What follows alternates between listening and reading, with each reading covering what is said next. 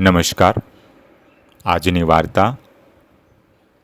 વાર્તાનું નામ છે ભીખુ, જેના લેખક છે ધૂમકેતુ ગૌરીશંકર ગોવર્ધનરામ જોશી.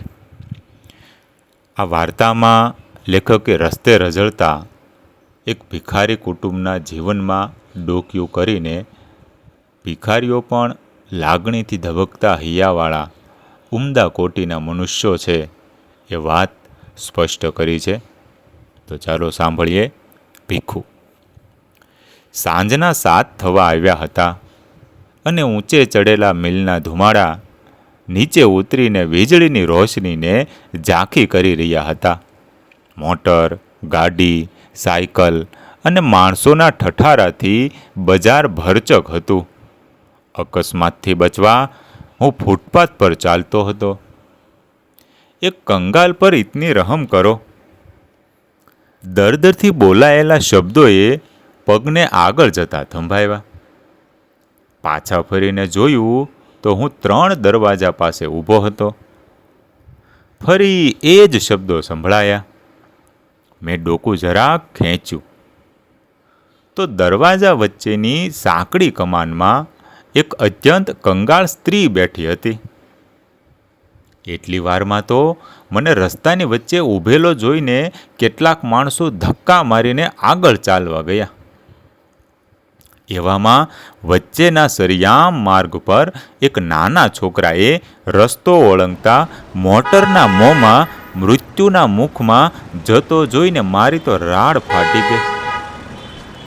સહજ જ એ તરફ હું દોડ્યો, પણ તે પહેલાં તો શોફરે અત્યંત ચાલાકીથી છોકરાને ઉગારી લીધો ને તેની મા આગળ વધીને હાંફળી ફાંફળી દોડતી હતી તેના તરફ એક ઠપકાભરી નજર નાખી હોર્ન વગાડી મોટર આગળ ચલાવી મૂકી.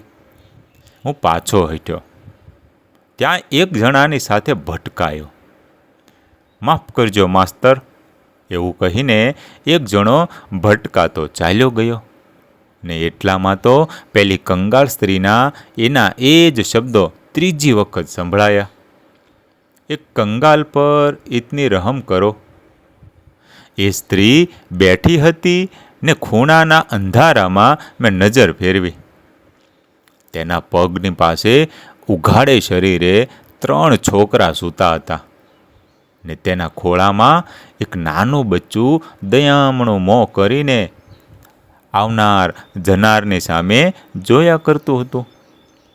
બાઈ અશક્ત હતી ને ગરીબી તેના પર અસહ્ય જુલમ કરી રહી હતી. ઊંડા ખાડા જેવી આંખોમાંથી તેજ પરવારી રહ્યું હતું. પોતે છોકરાની માટે જીવન દોરી લંબાવતી હોય એમ એના મોં પરથી દેખાતું હતું. મારો હાથ એકદમ કોટના ખિસ્સામાં પડ્યો. એ ખિસ્સાએ 2 કલાક પહેલાં જ કલદાર રાણી છાપના રૂપિયાની સાથે ભદ્રમાંથી શહેર તરફ મુસાફરી કરી હતી, પણ અત્યારે તે ભોંઠો પડ્યો. માત્ર 3 પૈસા જ હાથે ચડ્યા. 9 આના સિનેમાએ ને રોકડા 6.25 આના હોટલે ઉપાડી લીધા હતા. સાધારણ માણસોના આવા તદ્દન સામાન્ય વિલાસમાંથી પણ ઘણા જણ પોષી શકાય તેમ છે. એ પસાર થઈ જતા વિચારની સાથે જ હાથ ખિસ્સામાંથી બહાર આવ્યો. 3 પૈસા પેલી બાઈના હાથમાં પડ્યા ને પૈસાના ખખડાટથી જાગેલું એક છોકરું મને ફરી સતાવે તે પહેલાં જ હું દૂર થઈ ગયો. પણ અનાયાસે જ છોકરાના શબ્દો કાન પર પડ્યા. માં, કંઈ ખાવાનું છે? શું છે, લાવજો. ખાવાનું તો ભાઈ લાવે ત્યારે, પણ એ ગયો ક્યાં? ક્યારનો ગયો છે? પાછળથી લારીવાળાનો હટો ભાઈ હટોનો અવાજ આવતા હું એક તરફ ખસ્યો ને લો શિંગોડે વાળા એક જાતના સ્વરોની વચ્ચે થઈને પગથી પર ચડી ગયો. ફૂલોની છાબડીઓ પર નાળિયેર પર, સાબુ પર અને ગોળ પર એમ અનેક પદાર્થોની ઉપર ફરતી દ્રષ્ટિ સામેના રસ્તા પર મીઠાઈની 2 દુકાનો છે તેની આગળ જામેલી લોકોની ઠઠ તરફ ખેંચાય. કંઈક તહેવાર હતો ને બંને દુકાનદારોએ રોશની કરી હતી. મારા પગલાં સહજ તે તરફ વળ્યા. દુકાનમાં ગોઠવાયેલી મીઠાઈને જોવા માટે ઘણા ખરા ઊભા હતા. ઘડીમાં રોશની થાય ને ઓલાય અને દુકાનના પાટિયા પર ગોઠવાયેલી વીજળીની બત્તીઓ પર કેટલાકની નજર ચોંટી હતી. ત્યાં વળી એક નાની સરખી આગગાડી આવજા કરી રહી હતી. કેટલીક પારસી બાઈઓ મીઠાઈની ખરીદી કરતી હતી.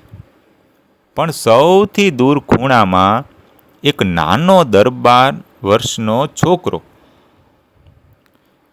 અત્યંત તૃષ્ણાથી અનિમેષ દ્રષ્ટિએ મીઠાઈના થાળ તરફ, ખાસ કરીને સૌથી આગળ પડેલા પીળી જલેબીના ચકચકિત ગૂંચળાઓની તરફ જોઈ રહ્યો હતો. અચાનક મેં એને જોયો. ભક્તિભાવથી જાણે એની દ્રષ્ટિ ત્યાં ચોંટી રહી હતી. એના અંગ પર એકે સાજું લુગડું ન હતું કે એના ચહેરા પર આશા, નિરાશા કે એવા કોઈ જાતના ભાવ ન હતા. એની પાછળના અંધારામાં 2 માણસો ઊભા ઊભા વીજળીની આ ગોઠવણ પર કંઈક તર્ક ચલાવતા હોય એમ લાગ્યું. હું ધીમેથી ગોળ સકરાઓ ખાઈ પેલા છોકરાની પડખે પણ જરા દૂર અંધારામાં જઈને ઊભો ને એના પર નજર ઠેરવી. તે શાંત, લીન બનીને જલેબી નીરખી રહ્યો હતો. અચાનક રોશની જરા મંદ થઈ. જુગ જુગની સમાધિ પછી પ્રાપ્ત થયેલું કોઈ પ્રિય દર્શન લુપ્ત થવાનો ભય હોય તેમ એ રોશની મંદ થતાં જ દુકાન તરફ જરા ખસ્યો. એની આ સમાધિથી આકર્ષાયેલા એક જુવાને મારા તરફ જોઈને હાસ્ય કર્યું. પણ મારા તરફથી કશો જવાબ ન મળતા તે દુકાન તરફ વળ્યો. પાશેર જલેબીનું પડીકું બંધાવ્યું ને તેમાંથી એકાદ કાઢીને ખાતો ખાતો પેલા છોકરા પાસેથી પસાર થયો. અડધી આશામાં, અડધી ઘેલછામાં પેલા છોકરાએ જરાક હથેળી લંબાવી. સુગંધ લઈ શકાય એટલે નજીકથી પડીકાવાળા જુવાનની સાથે જલેબીને પસાર થતી જોઈ તેનું મોં પાણી પાણી થઈ ગયું. તે પગના અંગૂઠા પર જરાક ઊભો થયો, નીચો થયો, ફરી શરીર ઊંચક્યું અને તરત જ નીચા થઈ પોતાનો ભોંઠો પડેલો હાથ તેણે પોતાના લઘરવઘર કંગાળ પહેરણમાં છુપાવી દીધો. પણ એ અડધી મિનિટમાં તો એનો ચહેરો ભારે દુઃખની, લાલસાની ને જબરદસ્ત યત્નની પરાકાષ્ઠા અનુભવી ચૂક્યો હતો. પાછળથી મોટરના ભૂંગળાનો અવાજ થયો અને આગળથી, "એ આંખ પણ નથી કે શું?" એમ કોઈ પારસી બાનુની સાથે આવેલા પટાવાળાએ ધમકાયો ને પાસે ઊભેલા કોઈએ, "જા જા જા, અહીં કેમ ઊભો છે? તારે શું લેવાનું છે? ભિખાર ચટ્ટા, તારે શું લેવાનું હોય?" એમ કહીને તેને ધિક્કાર્યો. બધા વેગને દાબતો હોય તેમ તે ધીમે દ્રઢ પગલે પાછો હટ્યો.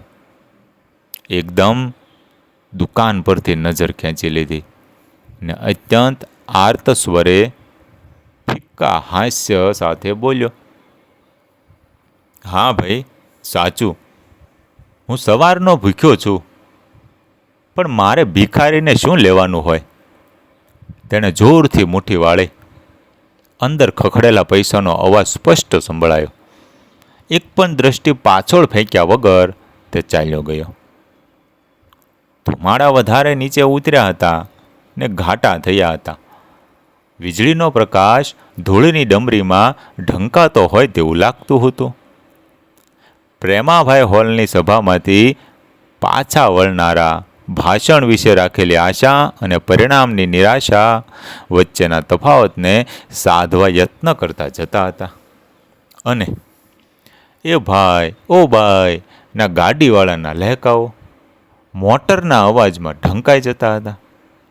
ત્યારે એ બધાથી પર આ ભિખારી એક દુકાને ઊભો રહી 6 પૈસાના દાળિયા જોખાવતો હતો. અચાનક મને પેલી સ્ત્રીના શબ્દો યાદ આવ્યા. અરે કદાચ એ દરવાજાની સાંકડી નેળમાં સડતા કુટુંબનો તો આ છોકરો સ્તંભ હશે. કદાચ શું એમ જ હશે. સામેની જ દુકાને નીચે બેસીને ધૂળમાં પોતાનું ચીથરું પાથરી એમાં એ દાળિયા બાંધી રહ્યો હતો. તેણે એક મુઠ્ઠી તેમાંથી ભરી. વીજળીના પ્રકાશમાં એ મુઠ્ઠીને અધ્ધર જતી મેં જોઈ અને એને ઝડપી લેવા આતુર મોં પહોળું થતું દેખાયું. એક આઈસ્ક્રીમ પાસેની દુકાન પર કોલેજના વિદ્યાર્થી જેવા કોઈ ભાઈએ ઓર્ડર મૂક્યો ને એટલામાં તો સામેથી તેના 2 મિત્રોએ હસતા હસતા આવીને વાંસમાં ધવાક ધવાક પોલા હાથને થપાટો લગાવી. ભાઈ બીજી 3 આપજો કહીને એમની સાથે વાતે વળગ્યો. મારી નજરે પેલા ભિખારીના મોંને બંધ થઈને નીચે આવતું જોયું. એનું વદન કરમાઈ ગયું હતું ને તેણે ભરેલી દાળિયાની મુઠ્ઠી એમને એમ ચીથરામાં પેસી જતી હતી. ભૂખનું દુઃખ ગળી જઈને ચીથરું વીંટાળીને તે 3 દરવાજા તરફ ચાલ્યો અને પેલી સ્ત્રી પાસે જ ગયો. પેલા છોકરા એને વળગી પડ્યા ને સ્ત્રીએ પોતાની ફાટેલ તૂટેલ ગોદડી પર તેને બેસાડીને પૂછ્યું, બેટા તે કંઈ ખાધું? મારા અંગે અંગમાંથી ટાઢની ચમકારી પસાર થઈ ગઈ. હા માં, તે શાંતિથી બોલ્યો. મેં તો બહુ દાળિયા ખાધા, ખૂબ પાણી પીધું ને પછી આવ્યો. અત્યાર સુધી ક્યાં રોકાણો તો ભાઈ? માં, પેલી જલેબીની દુકાન છે ને ત્યાં એક શેઠિયાએ મને જલેબી ખવડાવી. હે? હા માં. અમારો ભાગ? અમારો ભાગ કહેતા છોકરા કૂદી પડ્યા. છોકરો શર્મિંદો થઈ ગયો. માએ તેની સામે ઠપકાથી ને સંતોષથી જોયા કર્યું. બેટા, એવું હોય તો પોતાના ભાંડડાઓ માટે થોડુંક રખાય ને. તું તો મોટો, તારા પાળ્યા આ મોટા થાય એમ છે. દાળિયા ક્યાંથી કાઢ્યા? બરફ સાર્યો તેના 10 પૈસા આવ્યા ને. હા, કેટલા પૈસાના દાળિયા લાવ્યો? 6. એમ બોલતા બોલતા તેણે છેવટે કહી નાખ્યું 10. આના જીવનને જરાક ટેકો આપ્યો હોય.